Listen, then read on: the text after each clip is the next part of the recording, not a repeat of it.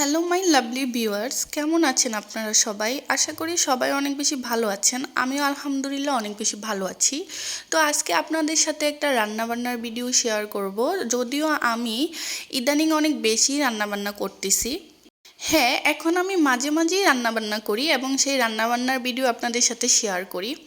অবশ্য ভিডিও করি দেখেই আমার বেশি রান্নাবান্না করা হয়। তাছাড়াও আমি রান্নাবান্নায় একটু পাকাপোক্ত হতে চাই এবং ভালোভাবে রান্নাটা শিখতে চাই, যেন আমি আমার স্বামীকে মজার মজার খাবার রান্না করে খাওয়াতে পারি।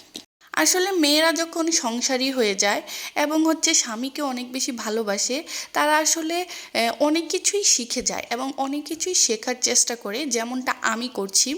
আগে জীবনে কখনোই রান্না করতাম না এবং রান্না করাটাকে খুবই ভয় পেতাম, কিন্তু এখন দেখুন আমি রান্না করা শিখতেছি এবং আমার মধ্যে তীব্র ইচ্ছা যে আমি অনেক ভালো রান্না শিখব এবং মজার মজার খাবার রান্না করে আমি আমার হাজব্যান্ডকে খাওয়াবো।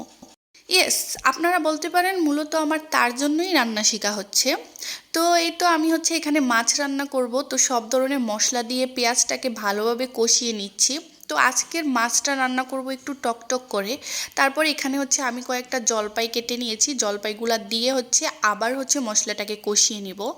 কারণ এভাবে টকটক করে মাছটা রান্না করলে না, এটা খেতে অনেক বেশি মজা লাগে। যদিও বেশি টক হলে আমি খেতে পারি না, কারণ অতিরিক্ত টক আমার পছন্দ না।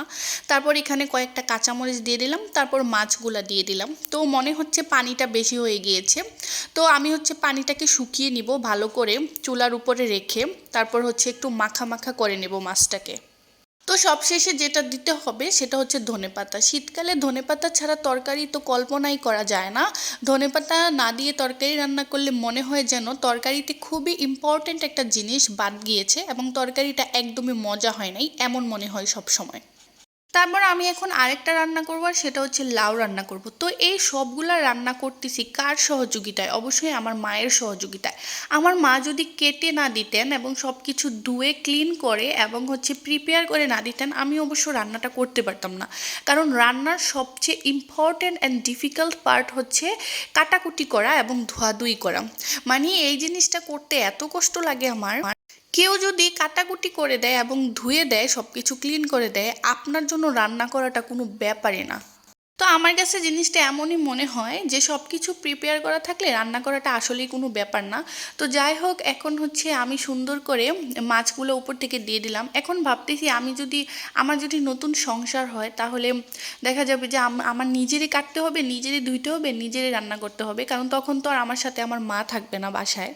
এখন আমি মায়ের কাছে আসছি, তাই হয়তো মা সব কিছু প্রিপেয়ার করে দিচ্ছে, কিন্তু তখন তো মায়ের কাছে থাকবো না, তখন তো আমি থাকবো হাজব্যান্ডের সাথে।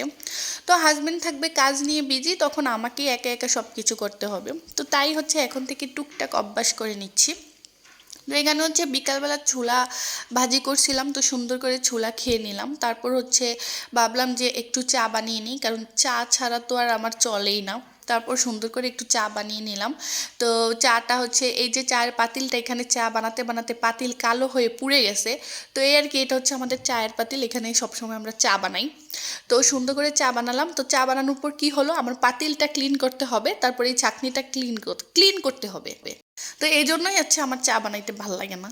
তো রেডিমেড চাগুলা বা ইনস্ট্যান্ট চাগুলা খেতে এত একটা মজা না হলেও এত প্যারা নাই, জাস্ট গরম পানি ঢেলে দিলেই শেষ, চা রেডি।